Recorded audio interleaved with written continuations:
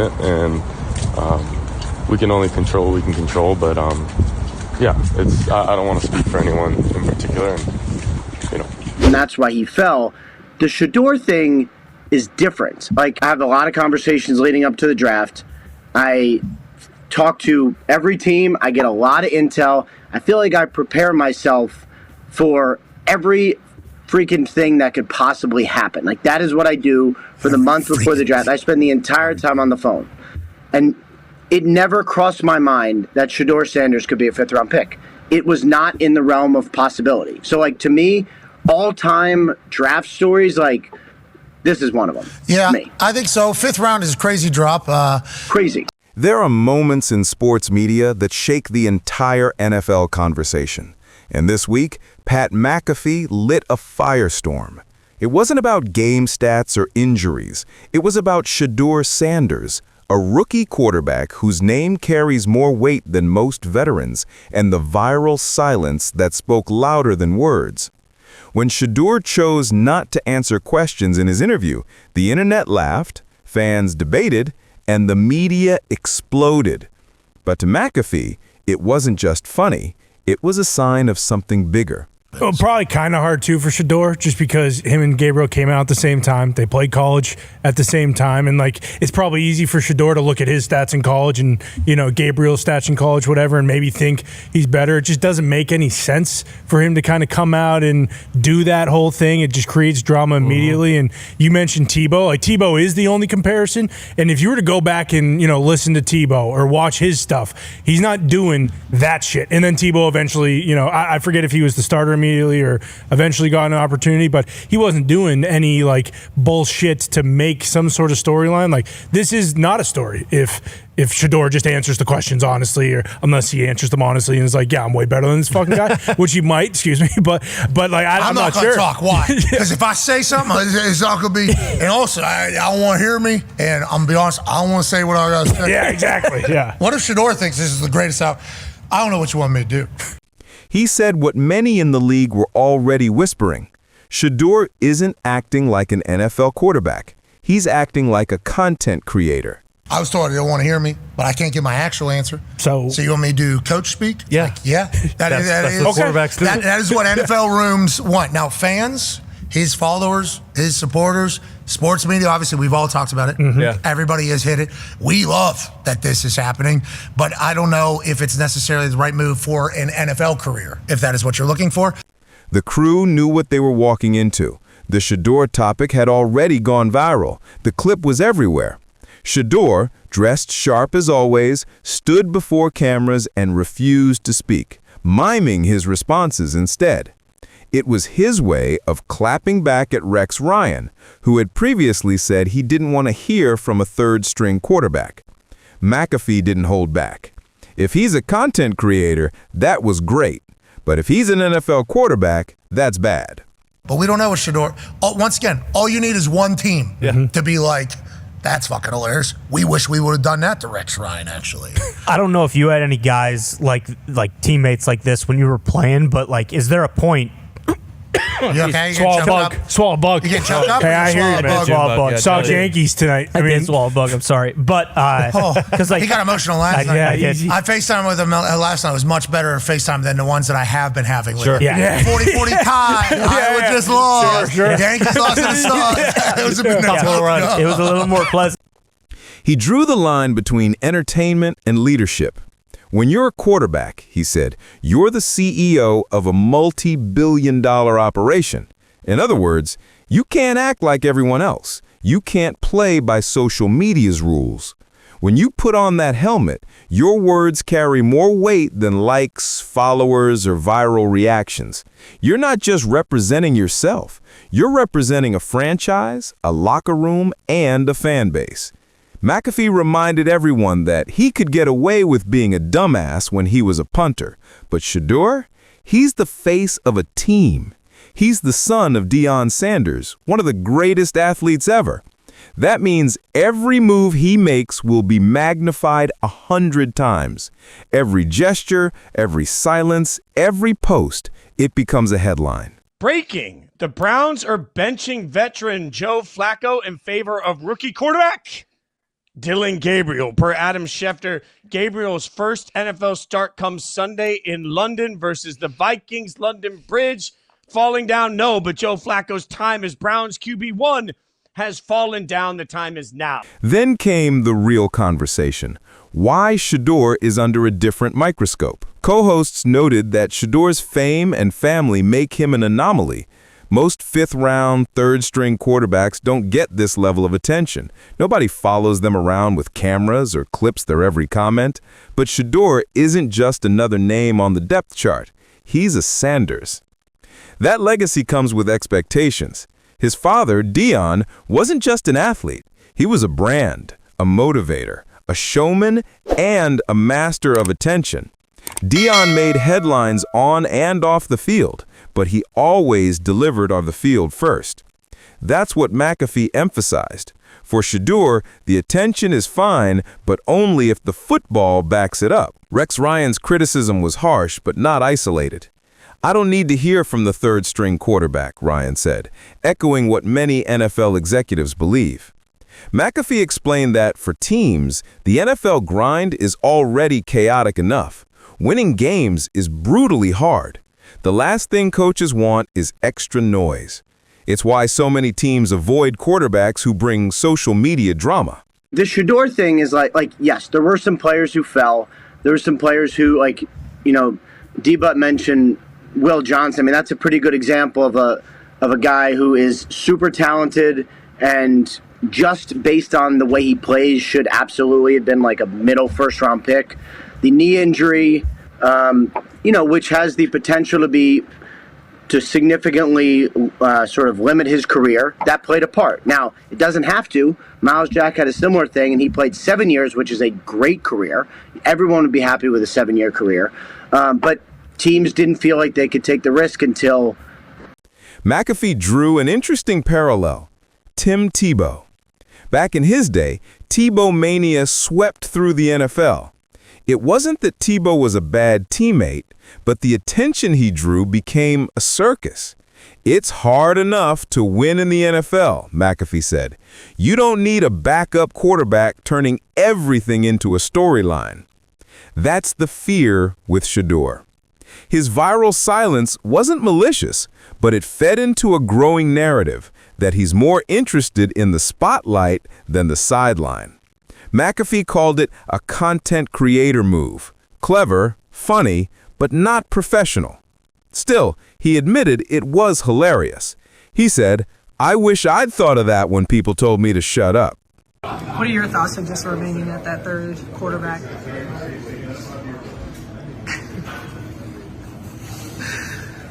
Vocally, anything to say about it?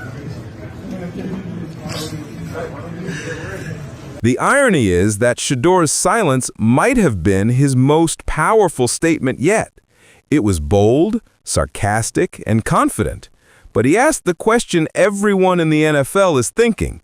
Is this confidence or is it arrogance?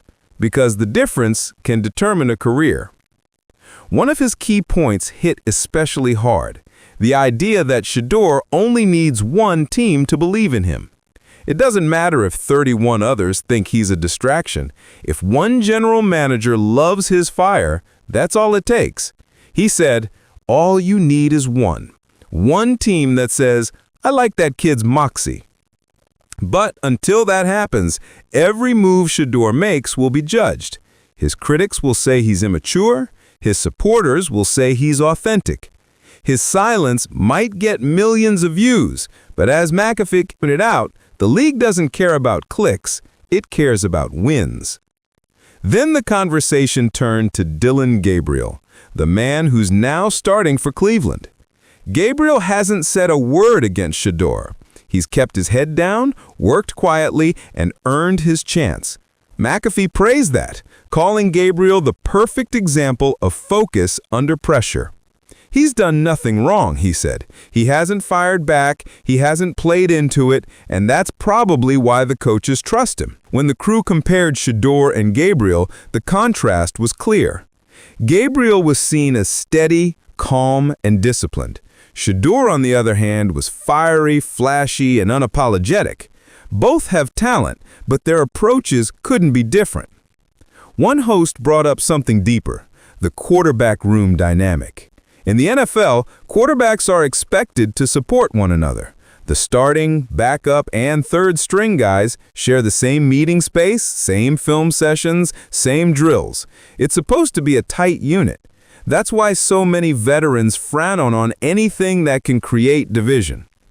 He wondered out loud whether any Browns veteran might pull Shedeur aside and tell him to stop. At what point does someone go up to him and say, "Bro, you gotta chill"? Every time you do something, it becomes a distraction. But even then, they admitted, no reports have surfaced of any teammates calling him out. Inside the building, everything seems calm. That's what makes this situation strange. Outside, noise is deafening. Inside, Cleveland is quiet. McAfee's team played Dillon Gabriel's post-game comments. Gabriel gave a thoughtful, humble answer about finally getting his chance. He compared it to a fire station, saying the garage doors are open, everyone's ready, and they're just waiting for the call. It was a metaphor for being prepared for your moment. McAfee's crew loved it. They called it wise and mature. But then, fans noticed something. Gabriel said, "If you wait for the perfect time, it'll never come." That line sounded familiar. It echoed Shedeur's song, Perfect Timing. Instantly, social media erupted. Was Gabriel taking a shot? McAfee shut that down. He said, "That wasn't a shot. That was just a guy giving a good answer." The internet loves drama, he explained, but Gabriel wasn't trying to disrespect anyone. He was just doing what a quarterback should, staying composed and focused. That contrast became the heart of the conversation. Gabriel gave the perfect football answer. Shedeur gave the perfect content creator moment. One moved his career forward. By the 10-minute mark, McAfee was laughing, but his tone carried weight. He said, "That was genius trolling, expert-level stuff." But then he paused and added, "If you're trying to be a quarterback, that's not what teams want." He explained that in the NFL, the word distraction is poison. Coaches hate it. They fear it. No matter how talented you are, if they think you'll divide a locker room or draw unnecessary attention, they hesitate. That's why many analysts think Shedeur's viral behavior might be costing him opportunities. Former Cowboys coach Mike McCarthy even chimed in during another show, agreeing with McAfee's point. He said that as a coach, you don't want distractions from your third-string quarterback, but you also need to know whether it's causing tension in the locker room. If the team's fine, then it's not a big deal. But if it starts to divide players, that's when it becomes a problem. McAfee agreed. The only thing that matters is what's happening in that locker room, he said. If the players are cool, it's fine. But if guys start whispering about it, that's when it becomes serious. By this point, McAfee and his crew had gone from laughter to genuine analysis. They weren't bashing Shedeur, they were warning him. The NFL is a business built on perception. Every move, every post, every word becomes part of your resume. And Shedeur, knowingly or not, is building his in public. McAfee's co-host, A.J. Hawk, pointed out something smart, that Shedeur's confidence comes from growing up around fame. Cameras, microphones, interviews, they're normal to him. What seems dramatic to others is just another day for a Sanders. That's why he can pull stunts like the silent interview without blinking. But that same comfort can blur the line between entertainment and professionalism. McAfee wrapped it up perfectly. It's not a huge deal unless it's a deal in the locker room. That line summarized everything. The silence, the drama, the headlines, none of it really matters unless his teammates start to lose trust. Still, the internet couldn't get enough. Clips of McAfee's comments racked up millions of views. Fans were split right down the middle. Some called Shedeur a genius for mocking the media. Others said he was arrogant and immature. The debate wasn't really about the interview anymore. It was about what kind of player Shedeur wants to be. Is he the quarterback who leads from the pocket, or the influencer who runs the conversation? For McAfee, it's not that Shedeur can't be both. It's that timing matters. When you've proven yourself on the field, you can joke, troll, and entertain. But when you're still fighting for your roster spot, every word matters. Every moment counts. The funny thing is, Shedeur knows all this. He's grown up in a house built on confidence, charisma, and competition. Deion always taught his sons to be the show. But the NFL isn't college football. You can't dominate the media without dominating the field. That's why this moment, as small as it seems, could define Shedeur's early career. McAfee's critique wasn't about ego. It was about understanding the system. The league doesn't change for personalities. It demands adaptation. The most successful players, from Tom Brady to Patrick Mahomes, understood how to use media power strategically, not emotionally. And McAfee wasn't denying Shedeur's talent. Everyone on that panel admitted he's gifted, driven, and magnetic. The problem is that the NFL doesn't reward flash unless it comes with consistency.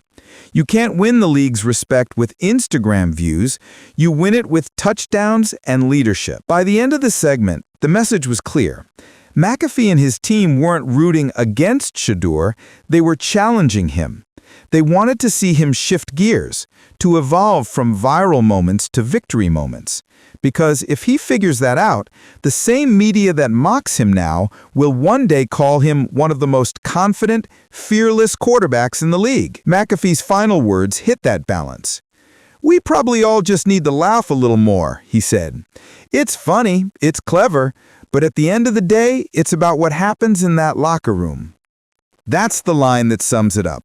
Shedeur's silence was hilarious to fans. It was fuel for headlines. But to the NFL, it was another test, another question about maturity, leadership, and focus. In a league where every decision counts, Shedeur's next move will matter more than his last meme. The cameras will still be there, the spotlight isn't going anywhere, but now everyone, from Pat McAfee to the Cleveland Browns, is waiting to see if Shedeur can turn that viral confidence into real football credibility. Because the silence was funny, the swagger was bold, but now it's time to speak with his game.